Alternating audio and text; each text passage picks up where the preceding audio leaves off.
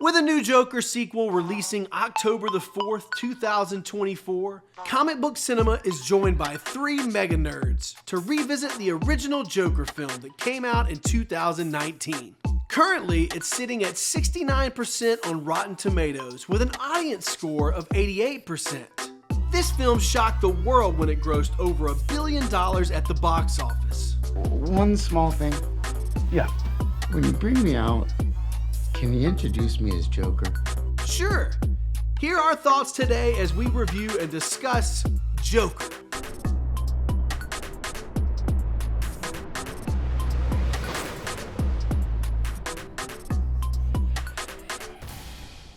In 2019, The Joker released.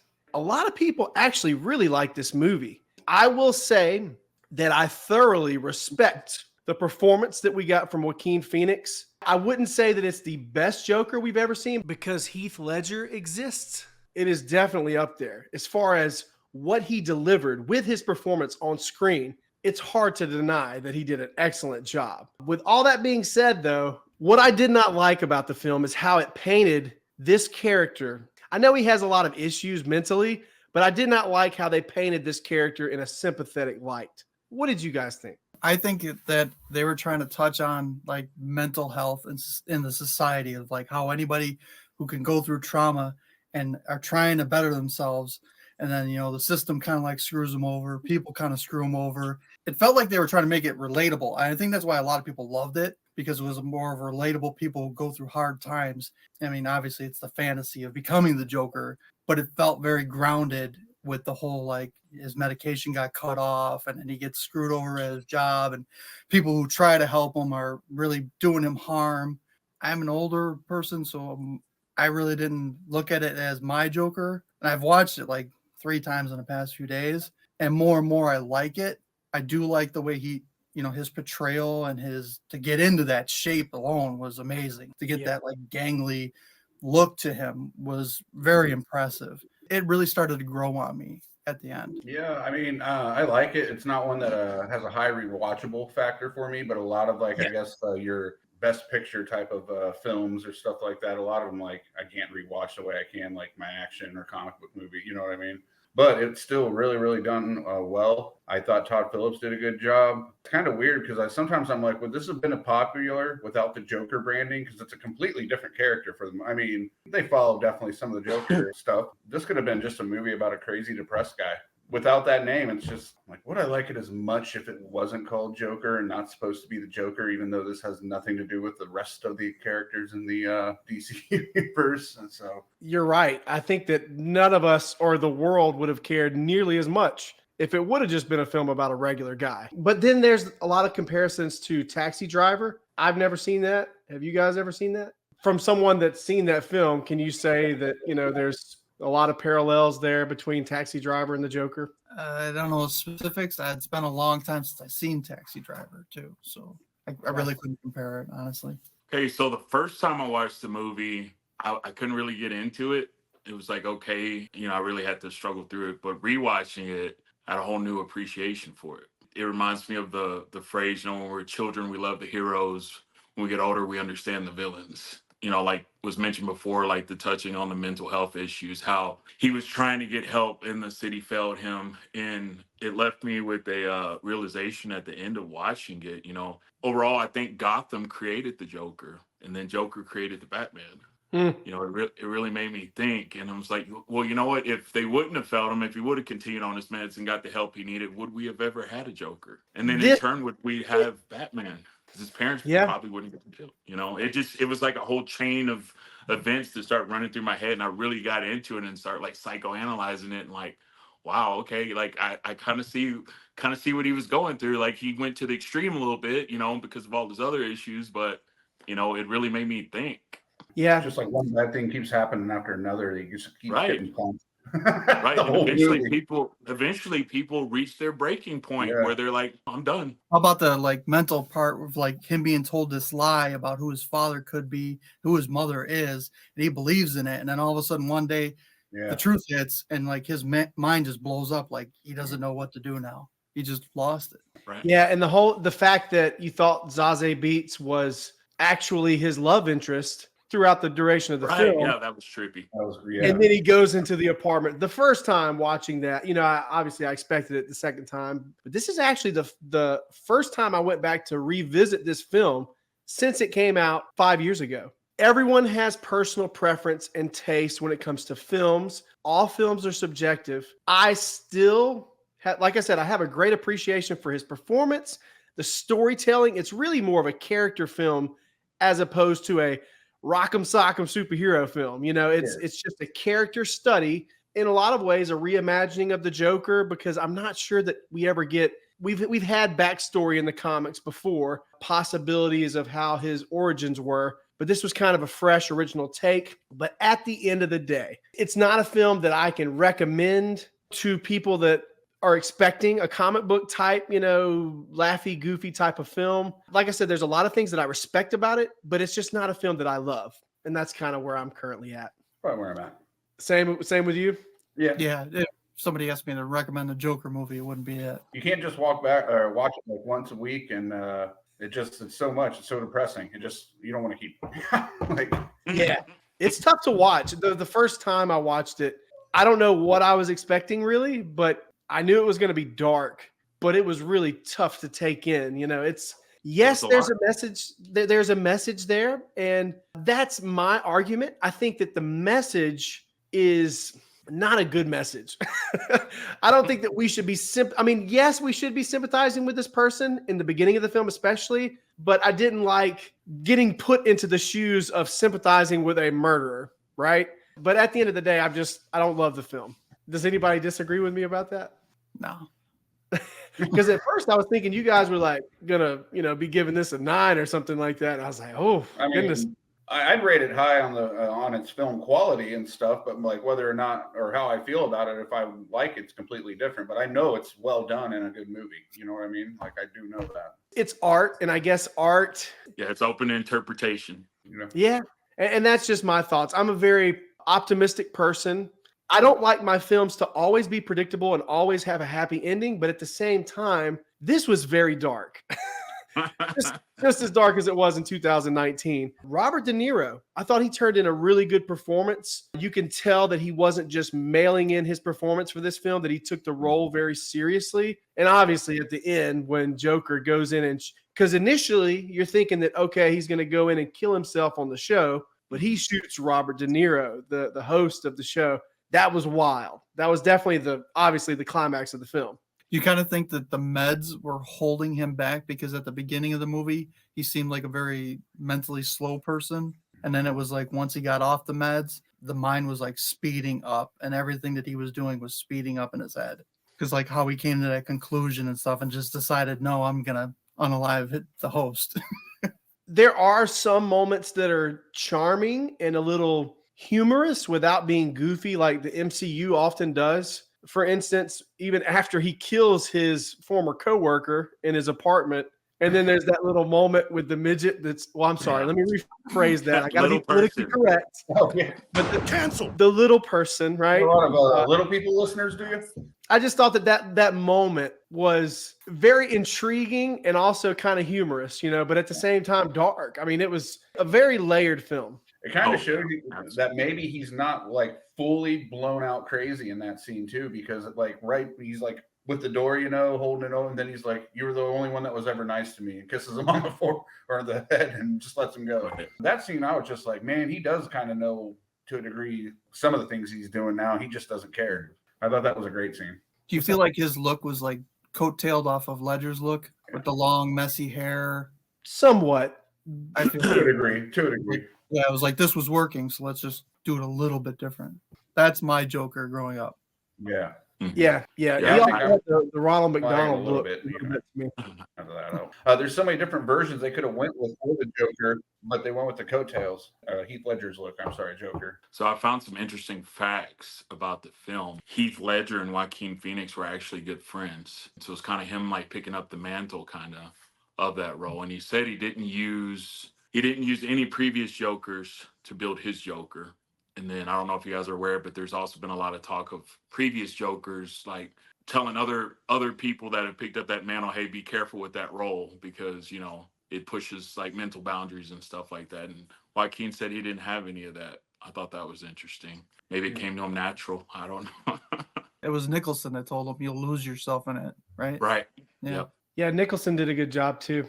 There have been a lot of great Jokers. Jared Leto is probably standing out to me as the best, though. I think some people want to get you out of there. Totally. Wait a minute. Totally kidding. If you had to rate this film, guys, what would you go with? If you had to rate it from a scale 0 to 10, 0 being awful, unwatchable, I never want to see it again, and 10 being perfect, where would you rate it? We'll start off with you, Mr. James. I'm gonna say an 8. Just the second time that I watched it, and I picked up on a lot more watching it this time than I did the first time, and it really made me like, there was moments I was going back and rewinding and listening to exactly what he said. Like you mentioned earlier, this film has a lot of layers to it, and it's not one that I appreciated the first time I watched it. Wow. What did you think, Mr. Darren?